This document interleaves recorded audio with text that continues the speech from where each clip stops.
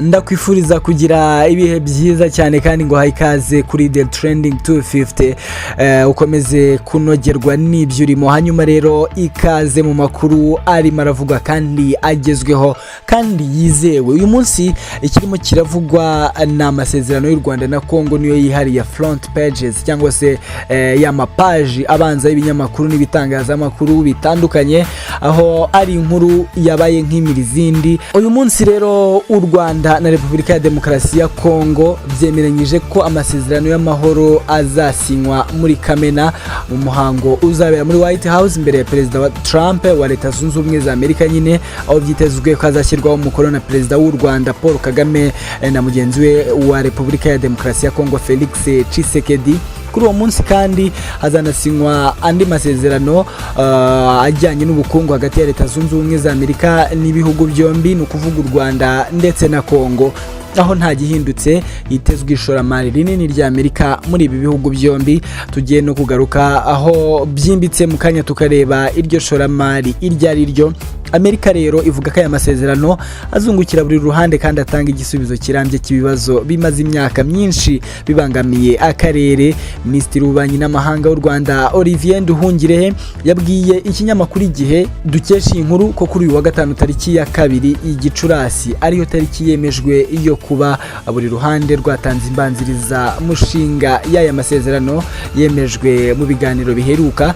Ati yego nibyo twumvikanye amasezerano yibanze kuri uyu wa gatanu gusinya muri Kamena muri White House. Ku mugoroba wo kuwa kane umujyanama mukuru wa Trump muri Afrika Masad Boulos yari yatangaje ko ibihugu byombi byamaze gukora akazi gakomeye ku bijyanye n'imbanziriza mushinga y'amasezerano, ko nta kabuza biza gutanga impapuro za nyuma kuri uyu wa gatanu. Yavuze ibi nyuma y'ibiganiro byahuje Amerika, u Rwanda, Repubulika ya Demokarasi ya Congo na Qatar Doha, aho ku ruhande rw'u Rwanda byari byitabiriwe n'umuyobozi mukuru wungirije w'urwego rw'igihugu rushinzwe ubutasi NISS Brigadier General Jean Paul Nyirubutama na Brigadier General Patrick Karuletwa.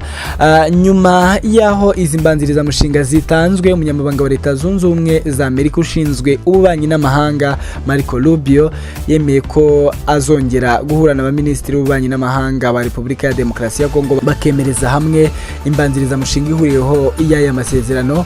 Ibyo nibirangira rero hazakurikiraho gahunda yo gutegura isinywa rya nyuma. Byitezwe ko Trump azakira muri White House Perezida w'u Rwanda n'uwa Repubulika ya Demokarasi ya Congo, amasezerano agashyirwaho umukono.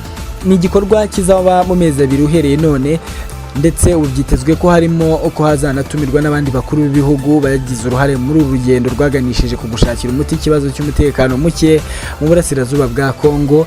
Gusa mbere yuko aya masezerano asinywa, Amerika isobanura ko impande zombi hari ibyo zigomba kuzabanza kumvikana, birimo nko kuba Repubulika ya Demokarasi ya Congo igomba gukemura burundu ikibazo cy'umutekano kirimo ni cya FDLR. Repubulika ya Demokarasi ya Congo kandi igomba kuzabanza kurangiza amavugurura y'imbere mu gihugu ajyanye n'imiyoborere n'uburyo bwo gusaranganya inyungu ku turere.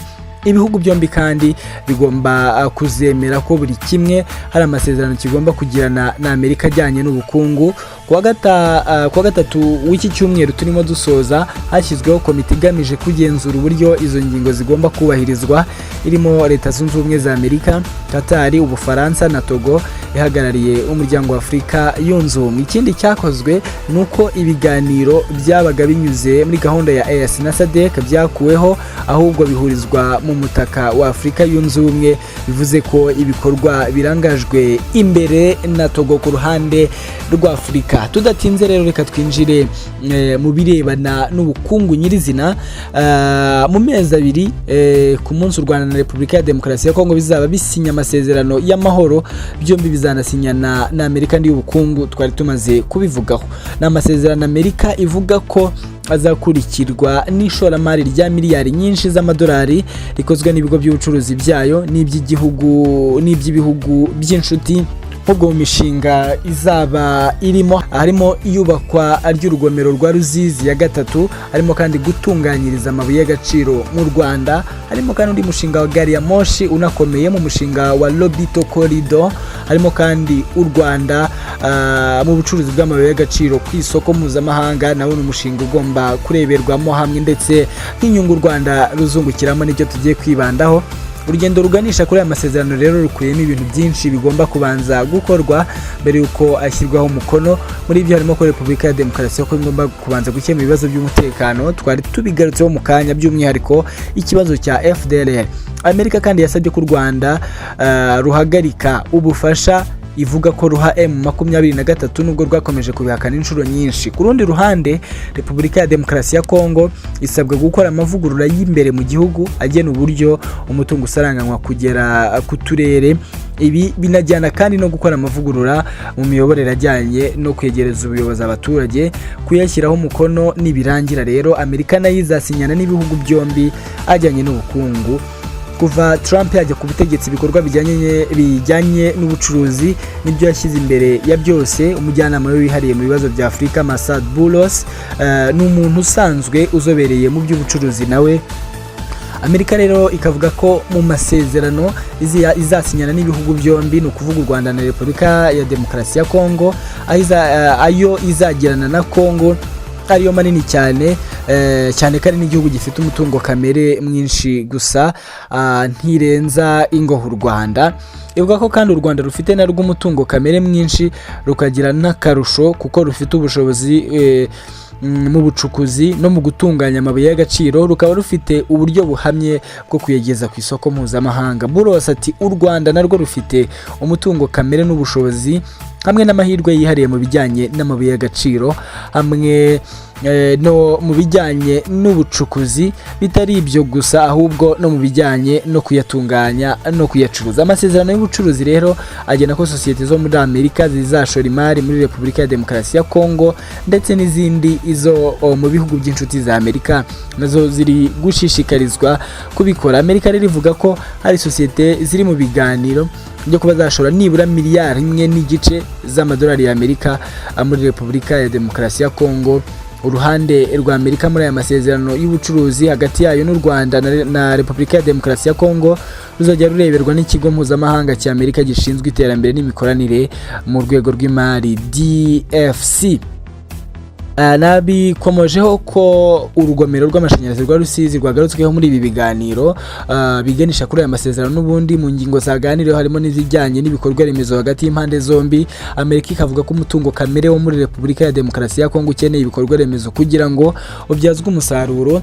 Muri iyo ngeri rero hari imishinga ivugwa irimo umuhanda wa Gariyamoshi muri gahunda yiswe Lobito Corridor. Umuhanda uzaba ureshya na kilometero 1300 uhuza Angola, Repubulika ya Demokarasi ya Congo na Zambia. Ni imwe mu nzira izajya yifashishwa mu kugeza ku isoko mpuzamahanga amabuye y'agaciro iyo muri aka karere. Amerika kandi yemeye gutera inkunga yubakwa ry'uwo muhanda aho byitezwe ko uzuzura utwaye miliyoni 560 z'amadolari y'Amerika. Hari kandi ibijyanye n'amashanyarazi, umushinga uhanzwe amaso urugomero runini rwa Ruzizi ya gatatu. Uru rugomero rwitezweho gutanga megawati 147. N'umushinga kandi mugari watewe inkunga na banki y'isi, umuryango mugari w'ibihugu by'ubumwe by'Uburayi na banki y'Afrika itsura amajyambere AFDB. Ishoramari ryose kandi muri uyu mushinga ringana na miliyoni 450 z'amadolari watangiye muri 2016. Byitezwe ko uzarangira muri 2024 ariko uza kugenda udindira.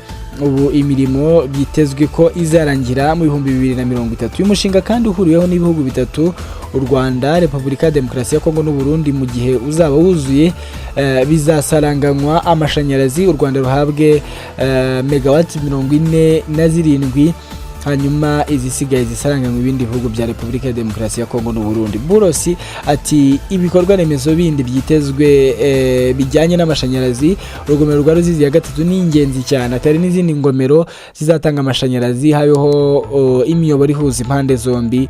Ari sosiyete ziri gukora ku by'imiyoboro no gusaranganya amashanyarazi, kandi hari akazi kenshi rero kari muri uru rwego. Amabuye y'agaciro nayo kandi gashobora kuzajya atunganyirizwa mu Rwanda. U Rwanda rero rukaba runafite inganda no muri zitunganya amabuye y'agaciro guhera ku rwa zahabu, tantalum, tin na colta.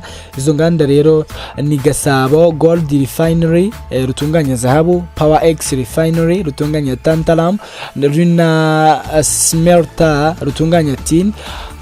Iyo amabuye y'agaciro yoherejwe ku isoko mpuzamahanga adatunganyije, igihugu cyayohereje gicibwa amande yuko cyohereje adatunganyije. Byanarangira niba ari colta yoherejwe mu ruganda ruyitunganya, hari andi mabuye avamo, gusa icyo gihe igihugu cyayohereje ntikibarirwa agaciro kandi mabuye, ahubwo kibarirwa gusa iby'icyo byohereje.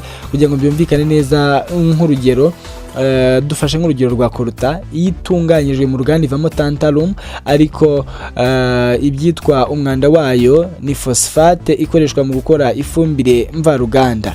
Uwo mushinga rero ukaba ushobora kuzajya ukorera mu Rwanda. Ni byinshi rero bikomeje kuvuga kuri aya masezerano, ubwo reka dutegereze ubwo azaba yasinywe turebe ibizaba bikubiyemo. Ndabashimiye mwese twabanye muri iyi nkuru, ikaze kuri The Trending 250 mu nkuru zindi tuzaba dufite. Hanyuma kandi mbashimiye kuba twabanye muri iyi nkuru y'uyu munsi. Bye bye.